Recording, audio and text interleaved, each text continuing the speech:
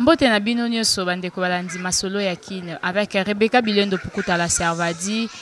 Bongo na senga kabino toujours bo s'abonner na Info 16 chaîne oyo etambolaka mingi bisika nyonso bozwami pona ko luka mpe ko tombola ba sujet oyo ko toucher na ezali vie ya peuple congolais.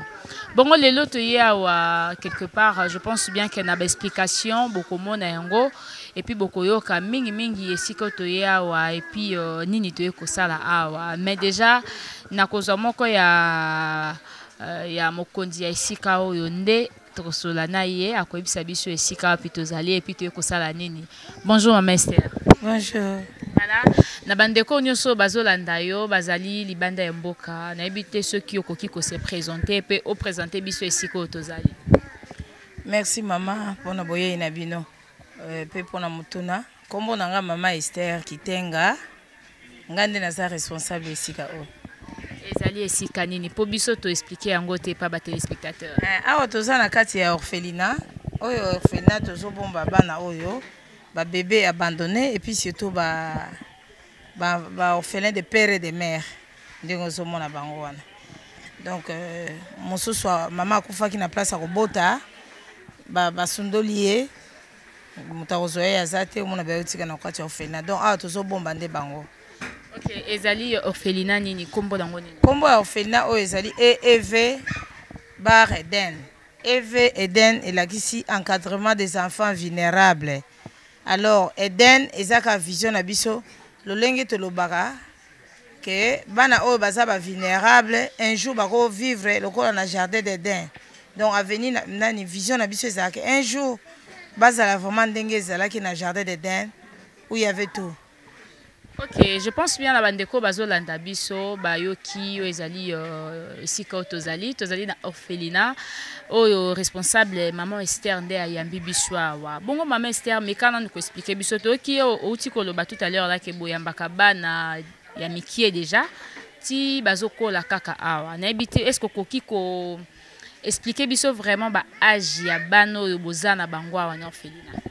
Bon, awa biso tozana bana des 0 na koloba tozwa bana des 0 kozwa bango tozwa de 0 à 5 ans mais na minute tozana bana de 1 année à 19 ans. Bayaka à partir ya ba agence sociale.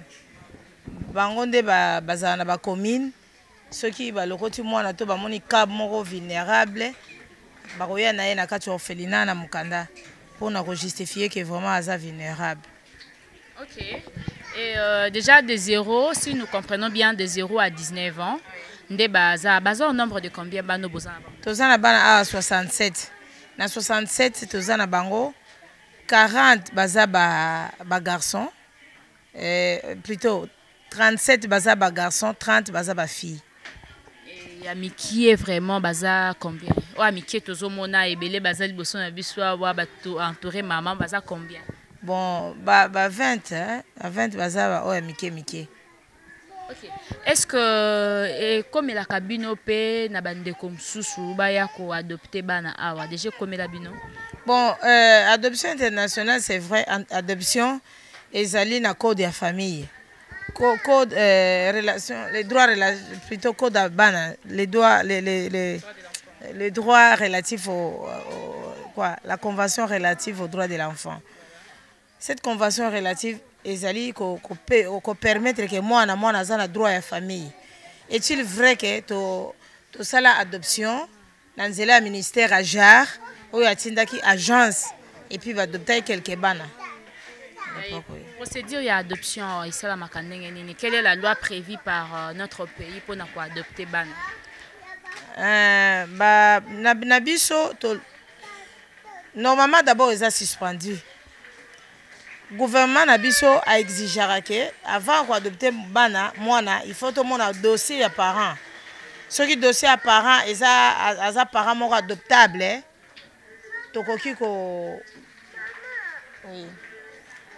ko faire adopter mwana. Ceux qui peut balandi dossier na ye et qui a salaka aza na possibilité aza na moyen et que suivi à mwana kozala bien on to sali protocole d'accord.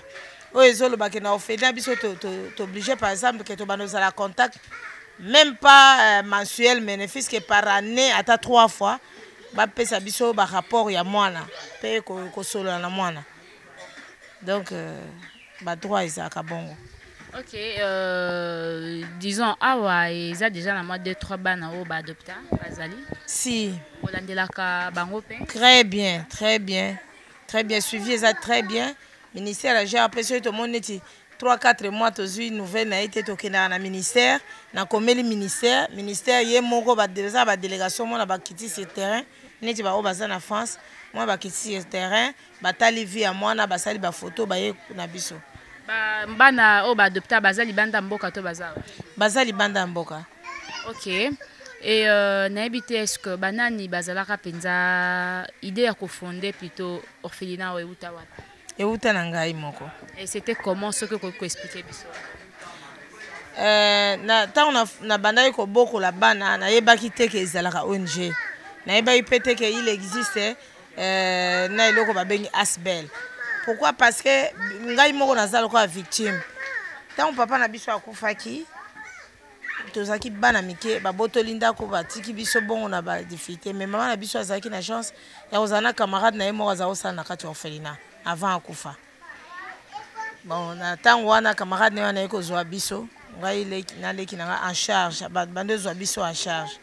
C'est alors que nakomaki lokola ndezi kolesa tobano ya mike mingi alors namesanaki banda bomwana na ngai na tobana oyo ya mike esalaki ke ngai mpe ntango naye kokoma mutu na église nazaka koencadre basœur na bamama esalaki ke baorphelin nyonso église na banda okipe bango mais mokolo namonaki ke nakende luka mosala bongo nabokolaka bango nakendaki komona mama Marie Ange Lokiana mpo nazwanga mosala nasala nalukelanga mosala nde alobaki contenu ya étude nasalaki mosala nini vraiment ekozala malamu kutu aluka mpe na baninga na ye soki azwi mwa place bongo batianga mais tellement nazalaki mpe mwa pressé mpo na kozonga tuninga ozozonga mbamba ngabi wi mama mpa na église nazala bana nanga moko baorphelin baya kolia epa na nga alors ndenge ere eleki bo malamu nazonga bi effectivement wana eza mosala donc asaleli nga lettre nano ya recommandation na INAF Union nationale des femmes congolaises mpe aexplike ngai ke il faut sala statut mpo bana ozolesa wana soki likambo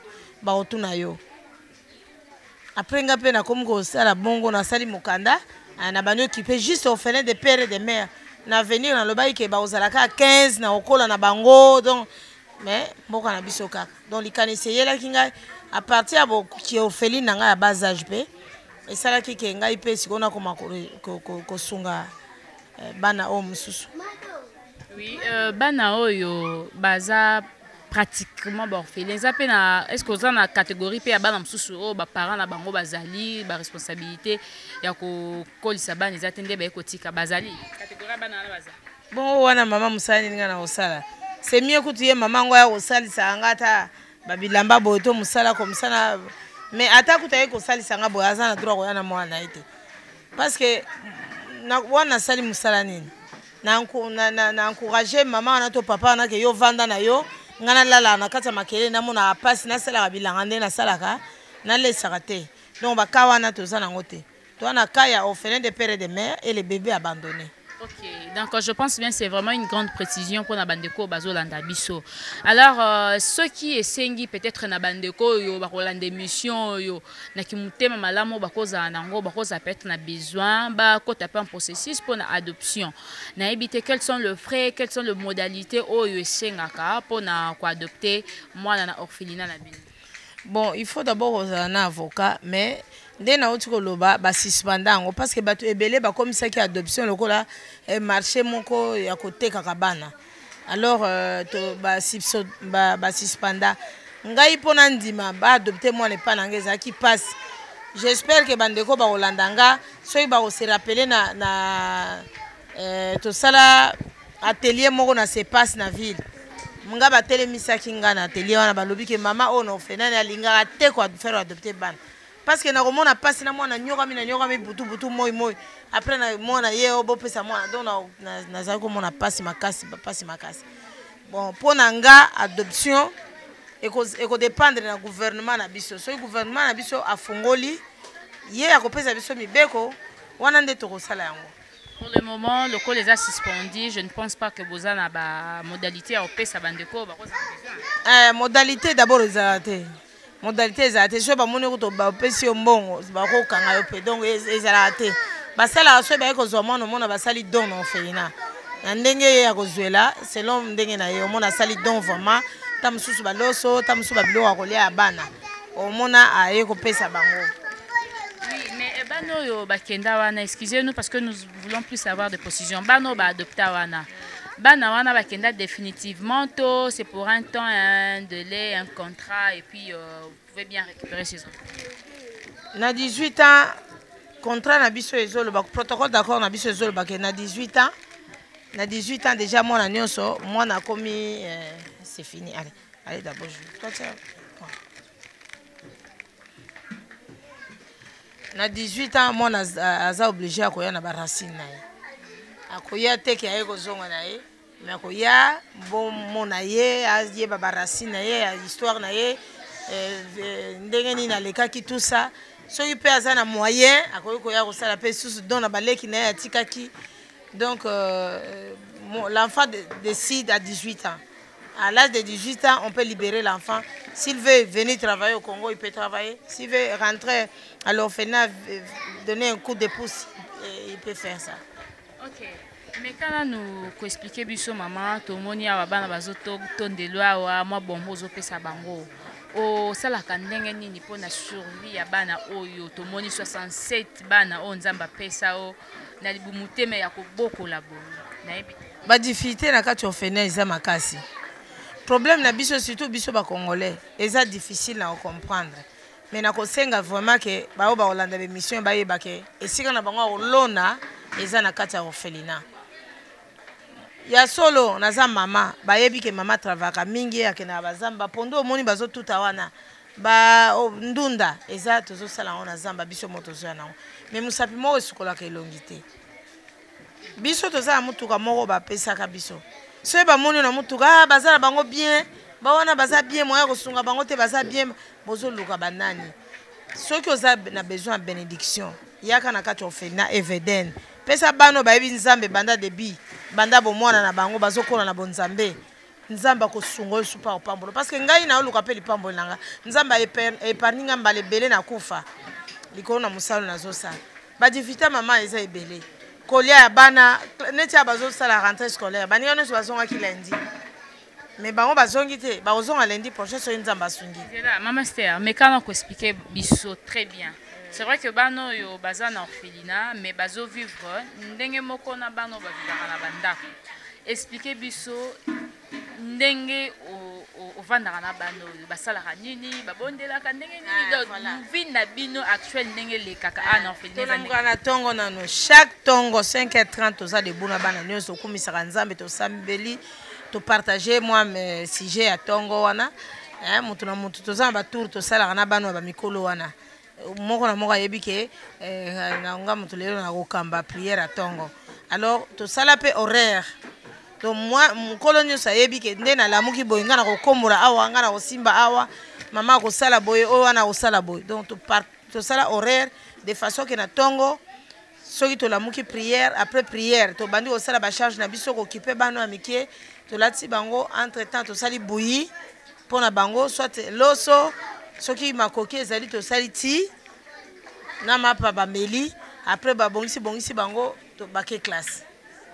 Soki baké classe nga mama siko nga yepe na ke ko luka nde na kendaka zamba na sala babilanga makasi na ke zamba na nga soki ko longola matiti soki moko ya pesa ko buka pondo ebele na teka pona somba Thomson to na bakseloko moko ezozanga to manyoko to loso balia et évidemment tant ba uta pe classe baye bazana air na bango o basala ba devoir basali sali ba devoir na bango kaka nde bozomona miro wana tableau ezali basali sali ba devoir après devoir 20h30 to sali sous prière à makasi donc moi qui na biso sous à 23 à 20h30 après balali donc baliaka na midi na tongo na ba ole loko neti awa si balé na pourquoi ba yeko lia grand repas neti ba ole pondu plutôt non on va les légumes aujourd'hui ba ole légumes pondu wana ba ole lobby ba ole ndunda na yaki na ngona zamba nasombela ba mwa likabo moko amunene kaka pesa ka solo na yebi que c'est insuffisant mais ekoki kosunga pe kaka. Ok, ba kolia na bango par jour bo utilisaka combien de sacs ya loso fufu quantité ndenge nini? Ok, par jour tu utiliseras 25 kg à riz na chaque jour tu utiliseras 25 kg à riz. Donc na tongo to buki quantité o ba yuti kolia na tongo. Na pokwa pe quantité ko tikala wana to silisi yango ka mbala moko po balia na mina pokwa.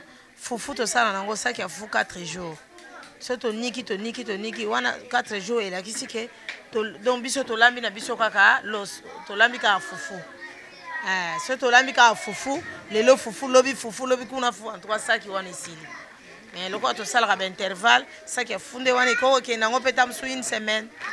Ok, que dépenser chaque jour sac ya los à 25 kg et puis fufu 4 jours, c'est pas facile parce que mboka na biso nde makambo ezo kende nzala eza vraiment na ebite financement bozwaka wapi to ba est-ce que ba don eyaka bon biso toza bato oyo nzambe akoko kopambola soki mutu mususu nzambe touché ye omona aye kosunga bango pe ndenge na oto biso pe ke ngape mama na sala pe babilanga tout ça ezoya mais kolobake chaque mois penza bozana eloko mo consistant ya bana ezalaka penza mingi te mais toza na église na biso pe impact for Christ ministries soki nzambe apamboli fin du mois wana omona baye kopesa bino tamso repas ya une semaine ou bien repas ya 5 jours ba supporter yango na muke na bango bazwaka wana bon eza pe na bandeko mosusu eza par exemple Marie Antoinette apesa à chaque fin du mois saki moko pe ya loso ya 25 kg na saki moko ya semoule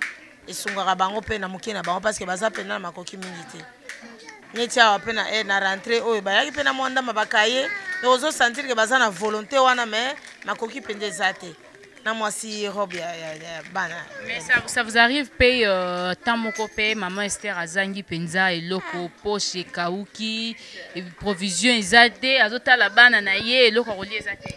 Oui, ezalaka vraiment ezalaka po la mwina tongo lobi nzambe pondu ya zamba yango na ye nango manyoko yango oyo na kosala nini po balia eyaka yarivaka lokola na bandeko mosupe na bandako mosupe ezalaka nga mpasi na nge ezake po baza ebele nde baza ebele yarivaka mpenza ke donc naza so ata na $10 te nalamungi na tongo mpe ata $10 eza te ata $5 eza te donc eza te omoni mpe lokola tobukaka kama bolongo na nzambe ti pokwa omona ata mosusu solution ya moke monani. Bana oyo toyoki olobi rentrée scolaire batangaka na baekole nini exactement? Bazotanga bamikolo nyonso batanga na groupe scolaire de Lemba bana mike nyonso bazotanga na EP2 kawa na pembeni na Saint-Ophile kawa na Lemba. Minerval elo ezoboma biso Minerval pasi c'est difficile. Bana baotanga bazana combien? 48 années au baotanga 48 personnes. 48 écoles humanité, secondaire, primaire, baza combien? Na primaire, baza 30, na humanité 18. Ok. Bongo siko Minerval, ils combien na ba école? Minerval, année passée, na primaire, tu vas foutre à chaque enfant $100 par année. Mikolo, $245 par année.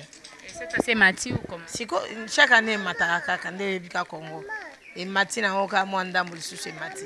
Et Minerval wana eutaka wapi ezaka na poche ya maman Esther na sima bilanga tout. En tout cas na sima nyonso wana lobi wana mais to bakisa ke ça peut la bata bonne volonté ko ya mona na supporter mwana moko na ofutela bana mibale na ofutela bana misato moi bato ande wana pe ba mona naka mais ça facilité pour ekoka eza facilité preuve eza ke na secondaire to tikala ki na date année passée ende ba ozonga boye ba mingi bazoyi ba bilité to komi pe susu na nani na primaire donc poto sili ça passe parce que c'est belé et comme a déjà na ba $5,000 bango nyonso comme ba $5,000 donc pona okokisango ezala mois passe ya on a lingo lo baké activité génératrice de revenus et sunga biso pas parti mais boyebi ke kolone ezala périodique mu botiela mabele mususu zokola neti ato utine langa obilo nyonso ekakaka donc to bandia siko kolone entre temps wana moyen ozwa penza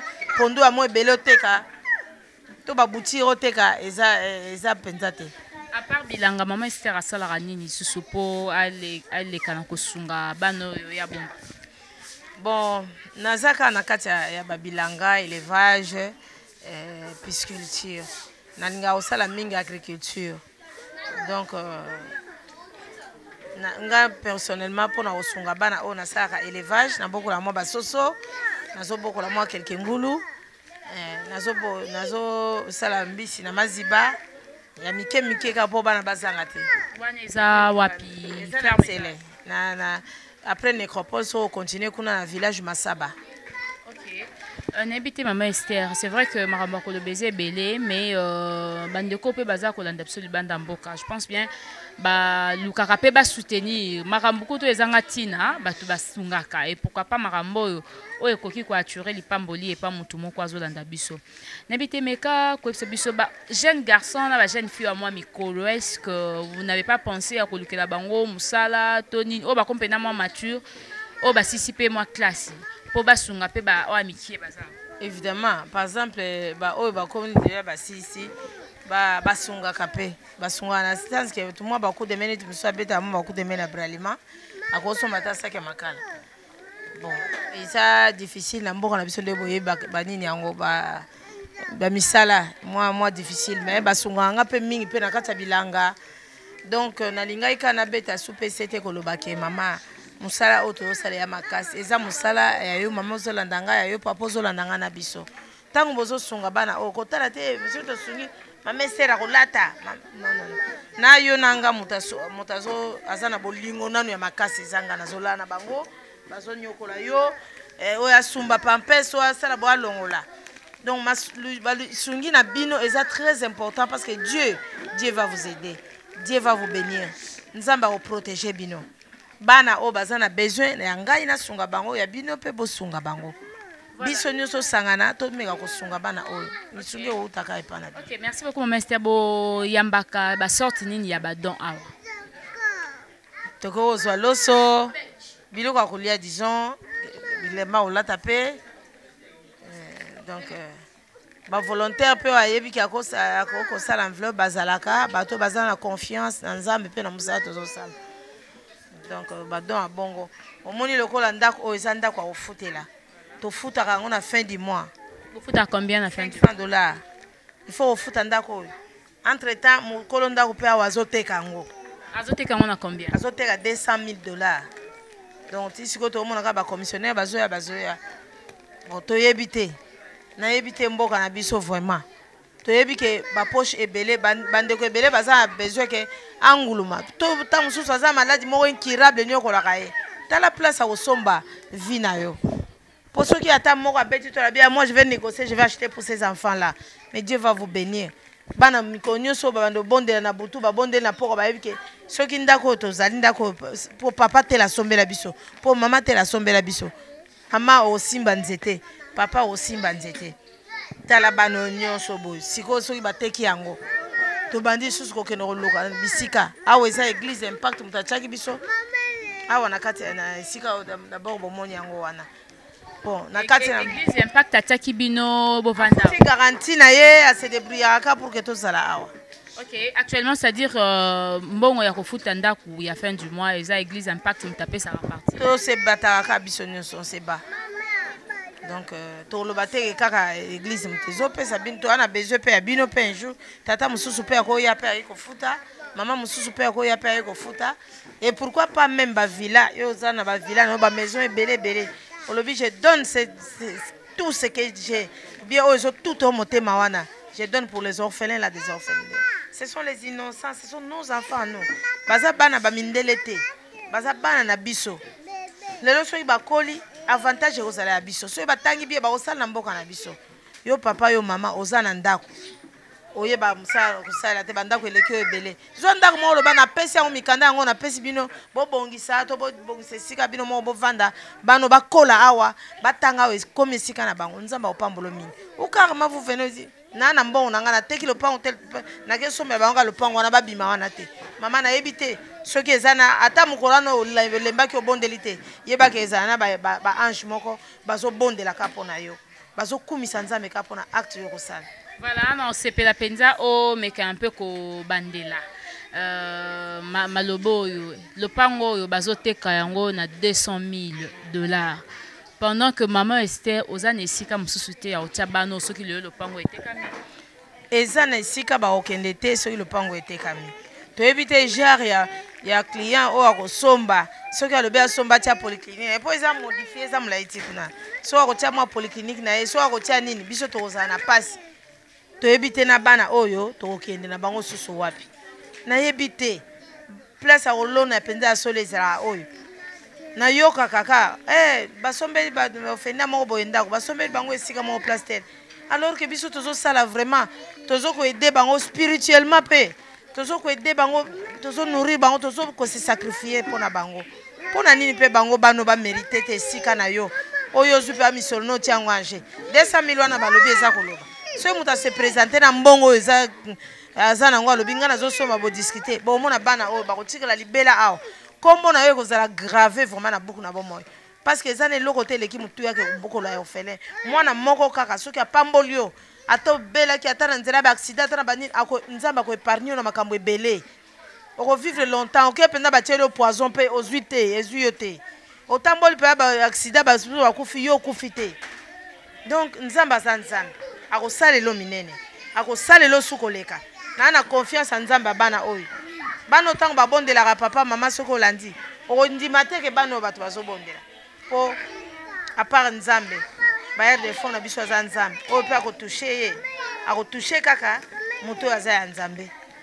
Voilà, merci beaucoup maman Esther. Waneza maloba plus lancé na bandeko nyonso oyo bozwaka temps ya ko soutenir ba makambo yo peut-être ko botela yo ata lipamboli mon côté. Voilà une façon ya ko arracher lipamboli, c'est de prendre soin de ces orphelins.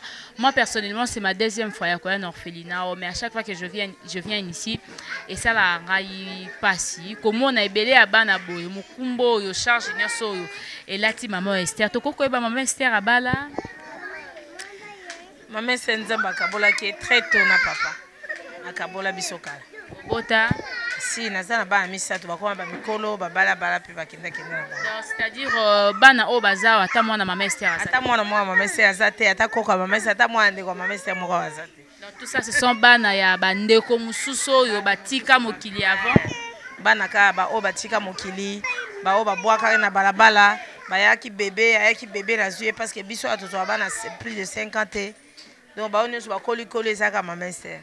Ok, je n'ai pas la peine à moi souka obenge la biso ba wa mi mikolo to mona bango pe mais maman Esther mekana nous copé ça vraiment ba coordonnées adresse ba identité ba coordonnées na bino nyonso boza wapi orphelinat za wapi avenue nini numéro combien numéro na téléphone na ba numéro yo peut-être bato à mitema malamu ba ko contacter bino facilement ba ko sala ndenge nini po bazwa biso toza na kati avenue Kama na numéro 20 na commune à Lemba terminus toza pembeni école Saint-Théophile ya Lemba boyebi Saint-Théophile toza juste na simanango avenue Kama numéro 20 numéro na biso ezali 081 01 92 196 081 01 92 196 Mususu ya Airtel ezali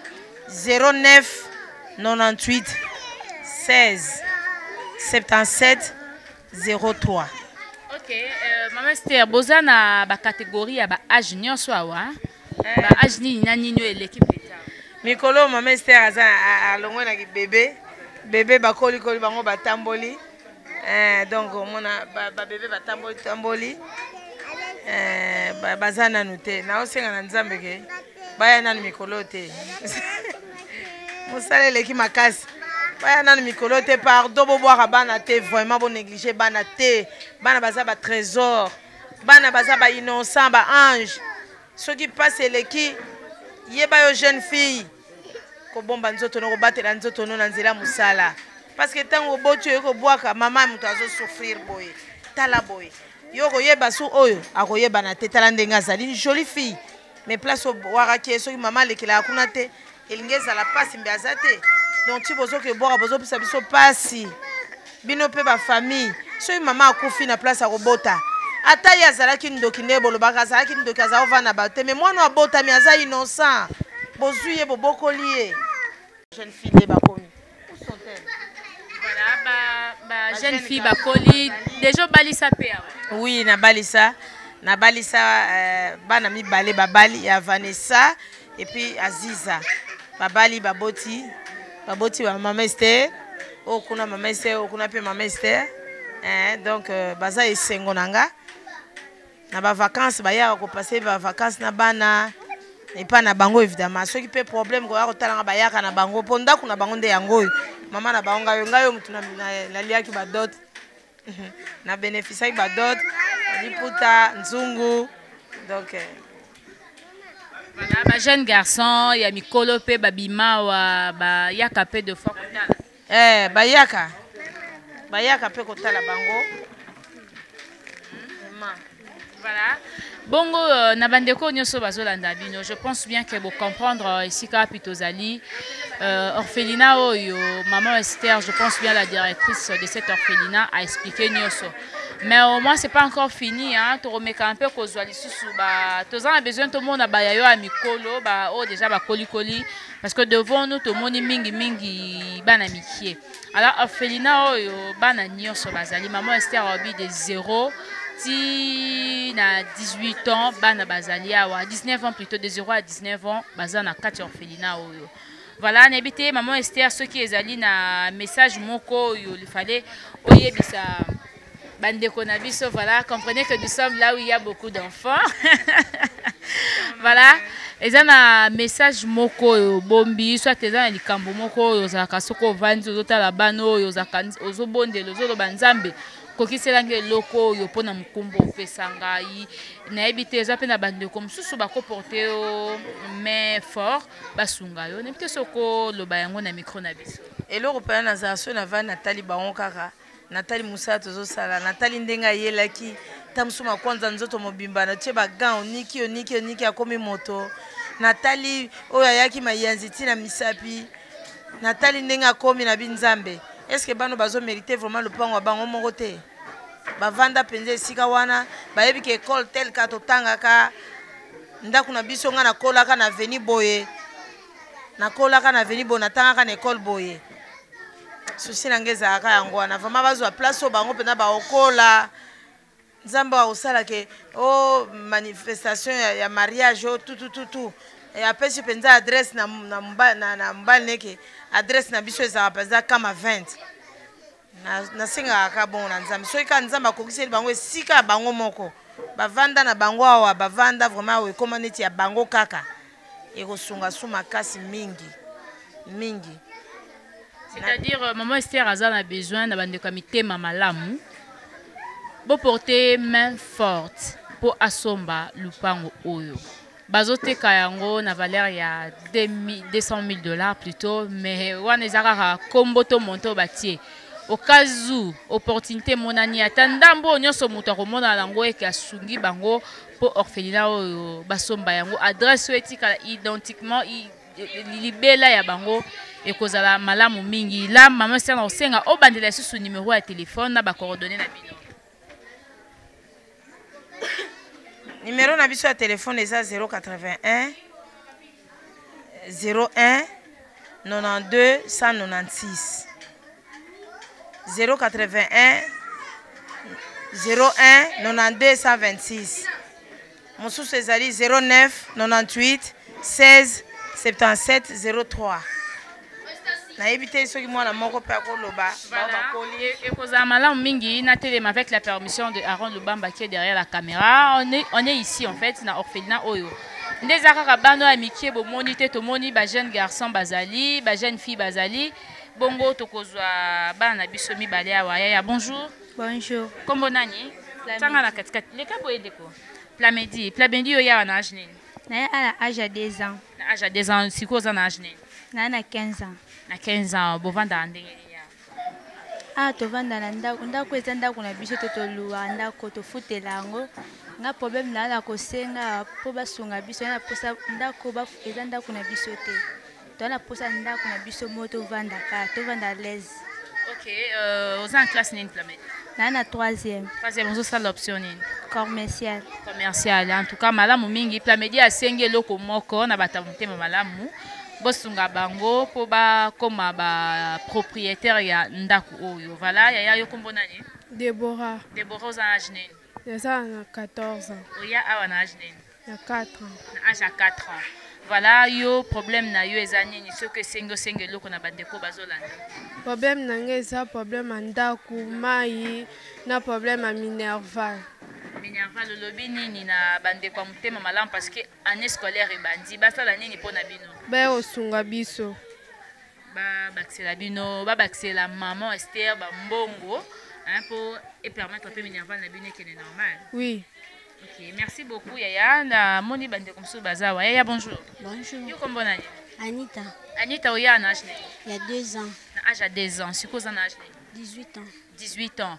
Bah difficulté nini bomonaka awa soki boza nde bovandaka en fait. Difficulté za izaka ya ndaku bato ebele baoyaka baopromete biso ke baosombela biso ndaku me bakokisanga te tozaka na mposa motamita malamu aya asombela biso ndaku ekoma ya biso moko. Voilà, otangaka oza en classe nini? Naza en 6e commercial. 6e commercial. Alors on a habité au Kobandela sous besoin nini bino boza na ngone siko. Bele zaka ya ndaku po baoteka ngo toza na mposa motamita malamu bakomissionnaire baya sombela biso lupango. D'accord. D'accord. Minerval nanda kweza o ezali kolela ya ba orphelin ya esika o yaya bonjour. Bonjour. Yo kombo nani? Dadi. Dadi oya en âge né? À 3 ans. À 3 ans. Voilà, maintenant tu as quel âge? 19 ans. 19 ans. Oh, si déjà classe Tozotama. Attends. Classe nini? 6e commercial. 6e commercial. Difficulté nini bozana ngwawa? Difficulté na biso za pona ndako Minerval yango ndezo eranda biso difficile. Ndako Minerval yango eza difficulté ya makasi epa ya ba orphelin oyo. Baya na aja mukie puis nzamba sungi bango bazokola na maman Esther la directrice ya isika oyo eza malamu mingi na ebito ko lancer pe message na bandeko bazolanda basala nini ba oyo ya nzamba ko toucher mitema na bao bazolanda biso batamtema malamu ba kusunga biso basunga biso pona ndako ya Minerval yango epesa biso passe. OK yango ezopesa bandeko vraiment passe. Je pense bien. Nous continuons to kozwa ndeko na biso a bonjour yaya. Bonjour. Kombo nani? Israël. Israël oya en âge né? 3 ans. 3 ans. Maintenant tu as quel âge? 16 ans. 16 ans en classe né? 4e scientifique. 4e scientifique comme docteur. Oui. OK, difficulté ni bozana ngwa. Difficulté tozana ngo ya liboso ezana ya ndako tozana place vendre te po ba proposer biso ndako te kango kalaté. Et deuxième eza Minerval l'école tout ça te fout même pas à compte. Mais tu habiter tantôt plutôt soki ba rodi ma biso to banda. À compte eza combien à école et puis boza combien bozotanga? Na secondaire tout ça 13. Na primaire baza 26. À compte eza combien basengi? À compte eza à chacun eza $80 à chacun. $80 boza 13 au lobby. Donc $80 multiplié par 13 na bande comité malam baza capable ya osalango nebito ko sola na mutu moko azotala oli bosa caméra o nzamba ko toucher motema na ya sala ni pona bino. To singi na batu o ya mutema malamu venir ba meka ko soutenir maman na biso po asaye moko oyebi kelo beaucoup moko sola kelo ngité il faut tout multiplier. Donc bande ko mutema malamu ba sunga maman biso na ba moyen pour ayeba OK, merci beaucoup. Je vois la grande sœur ici. Yaya, ça va? Ça va bien. Comment on a Lydie. Les 2 ans nini? Nous avons 14 ans. 14 ans, en classe nini? 3e. Oya un âge nini? 2 ans. Na 2 ans. Voilà yo oko senga nini na bata mitema malamu basala nini pona bino? Tu as problème ka ndako na Minerval. Bato ba moni bazan mitema malamu. OK, voilà, wana bolandi kolela ya orphelin bandeko baleli mingi ba obi difficulté zaka moko ndaku na Minerval rentrée scolaire et bandi bano bozomona na sima na biso awa. Ce sont des orphelins oyo maman Esther azwa banda ya bazaki bana mikie la majorité ya ba yaya otozui awa ata moko ta lobe ya na âge à 10 ans même pas 5 ans. ils ont 2 ans, 3 ans, 4 ans. Alors, ils ont un bébé, net au bazar libosa maman Esther arrange, je pense bien qu'on soit bango, bébé au bazar bébé, ya penza bébé. Nde bakoli awa na orphelinat na ba inane baza msusu baza ba inane msusu ba 2 ans na c'est-à-dire baza vraiment bana. Alors difficulté za que le pango bazali awa ezotekama. Alors soutien za kaka moko ko senga na bandeko nyoso bazola na masolo ya kina avec Rebecca Pukuta la Servadi. Baza na besoin bo sunga bango po bazwa ne fusque ndako e comme adresse na bango ya libela. Minerva l'année scolaire et bandi ba fouti ba quantité et puis basé belé bazotanga mama wa azaye moko pasi mingi parce que le boko moko e koko sokole longité kolia ya bana chaque jour dépense ya mokolo et l'équivalent même je ne sais pas moi comment expliquer mais nzamba bazosunga bazo vivre kaka bongo nazo poussa na poto sila na to sukisa na maman Esther na ebité maman Esther soko okoki ko telema. Tokomi bongo na suka ya émission na biso vraiment esali biso esengo na lolenge boyambi biso awa tomoni bana orphelin na orphelino yo to meki un peu ko questionner bongo ata moko azaki na âge mokolo te c'est-à-dire yo yamba kaka bana âge mokie ozokolisa bango yo moko bon vision na ngeza bongo franchement moi na so ko déjà 10 ans 8 ans tamso alala ki libanda tamso na en tout cas, à moins que ça vraiment problème moko ya makasi pour na zoye. Mais nzamba touchanga ki na zo bana ya ba âge wana. OK, ba o bazala mikie ba innocent ba ebelo. Ba innocent, ba bébé bazala penza ba bébé ba 1 jour, ya ba 2 jours, ba ozo mon. Neto ba bébé ba 1 jour ba 2 jours wana sala ani. O bandula na ye kala ko mama nyoso. Ba melaka libele ndenge ba miliki. Bamelaka miliki yango moni bandeko nzamba touche so touche yo ata na linzanza moko ya miliki ekene pamba te tala bana donc ata na saki ya loso ata na eloko oza nango osaleli bana oyo nzamba osongo mingi donc osalele miliki neti mwana nyonso mwana ti aza mwana kala lokola na ndako soki mwana aza bebe ana besoin bapampers awa mpenza bapampers elikam problème. Eza na bandeko mpe baya kosunga yo mpona kolamba bilamba bani. Oui, ba volontaire bayaka ebele. Neti wana osala eza avec bénévolat. Maman nde azosala wana osala bénévolat na moto ofute te. Ayaka kaka kosunga. Ye kaka bina yo kosukola na bilamba bano. Asukoli na ba asukoli. Bayaka me ba jeune fille pe ba église bayaka. Omona ba oya bo babimisi bilo nyonso ndako basali bilamba ba bongisi nyonso. Ok, merci beaucoup maman Esther. N'habitez ceux qui oko tala pe bandeko pona lilo basuka bandeko bazola biso. Lilo basuka eza que maman Esther akanga maboko te. Na vandi te na kiti na vandi na biboya eba osunganga te. Maman Esther asala pe makasi. Yango nazolinga yo pe o s'associer na maman Esther to sala makasi pona roboko la bana oyo. Po ete bakola bango basenga kiteke papa akufa mama akufa. Soki oleka na étape wana te peut-être redouter mais biso ba auto leka na ki étape ki orphelin na bas âge ezaka facile te. Alors pourquoi pas biso na yo to sunga bango? Pourquoi pas biso na yo to trouver solution pour na ndako ba koma na ndako ya bango moko? Pourquoi pas même chose ozo a mingi te na ndenge na yo ou apporter un plus parce que nga n'apporte qu'un plus